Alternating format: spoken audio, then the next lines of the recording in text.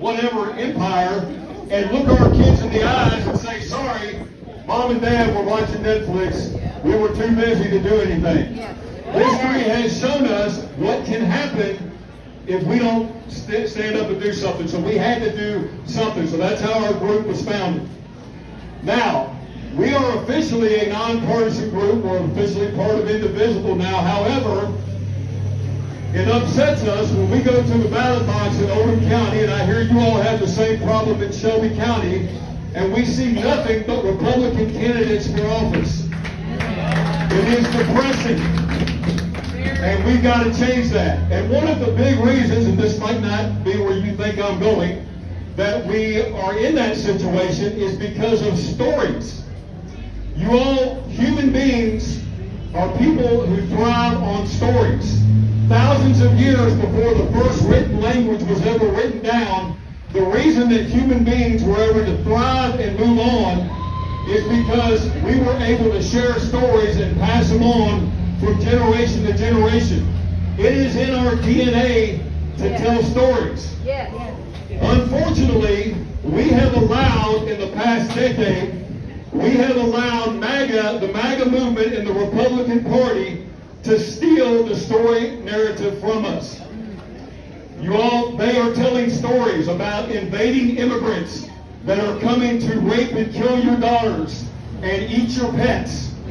They are telling stories about teachers who are out to make your kids racist and trying to convince them to have sex changes. They are telling stories about how your daughters will never be able to compete in sports again because they'll be competing against all men. I will tell you that I taught and was a principal for 29 years in Kentucky. Yes, sir. And do you know how many times I dealt with those problems? Zero.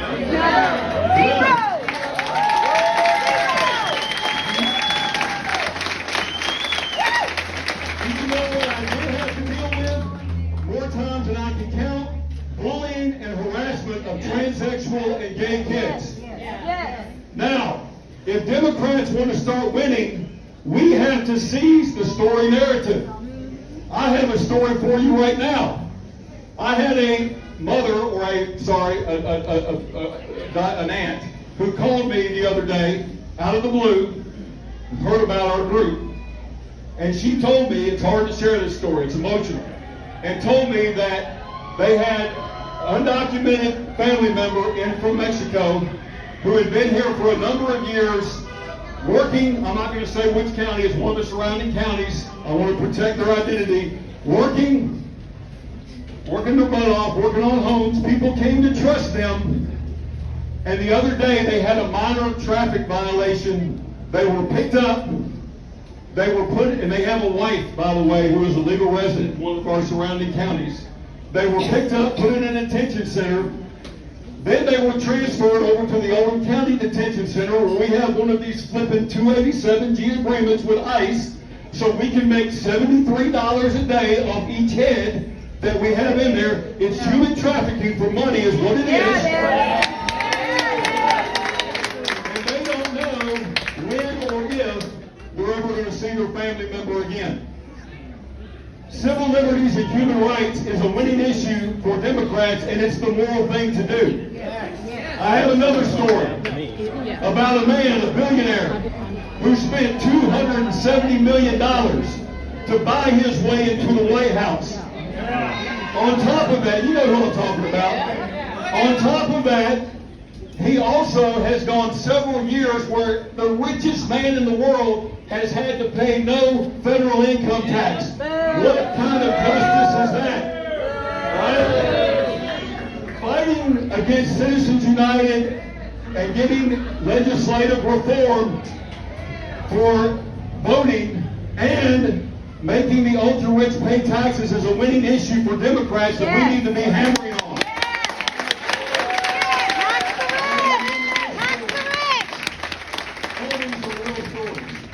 About a single mother who has a first grader who got cancer, a rare form of cancer. The insurance company wouldn't cover the treatment, a rare form of treatment, because it was labeled experimental and because the Mayo Clinic fell outside of what their insurance covered, fell outside of their coverage area, and would not pay for it. You all found every year thousands of families in our country go bankrupt because their kids get cancer. Are you kidding me? In the United States of America, you all, Medicare for all is a winning issue.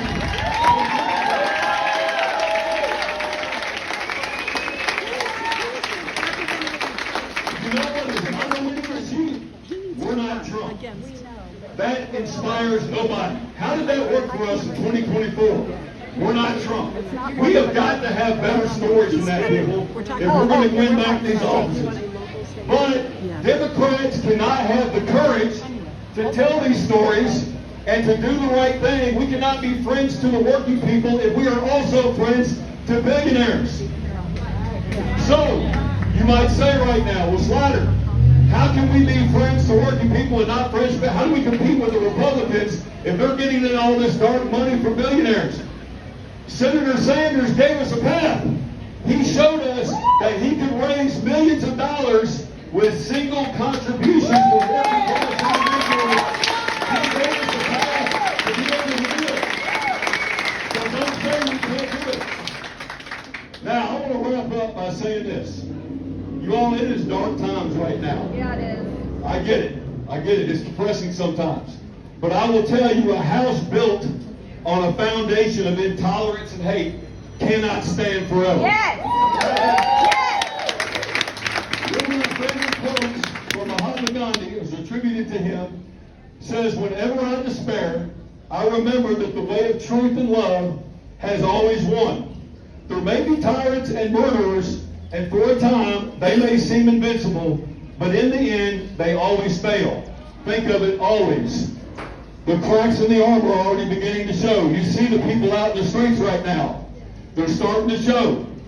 All right, now, once again, I realize when you start scrolling social media, you start turning on the news, it can feel at times like you're in a dark room by yourself right now. I get it.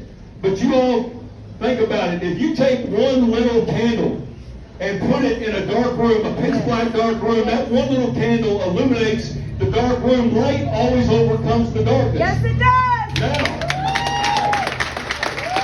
you put that with one candle, another one, and another one, and next thing you know, we have a light so bright that it's burning from Oldham to Shelby to Henry to Bullitt to Trimble. Name the county, we can take back this state. Yes, we can!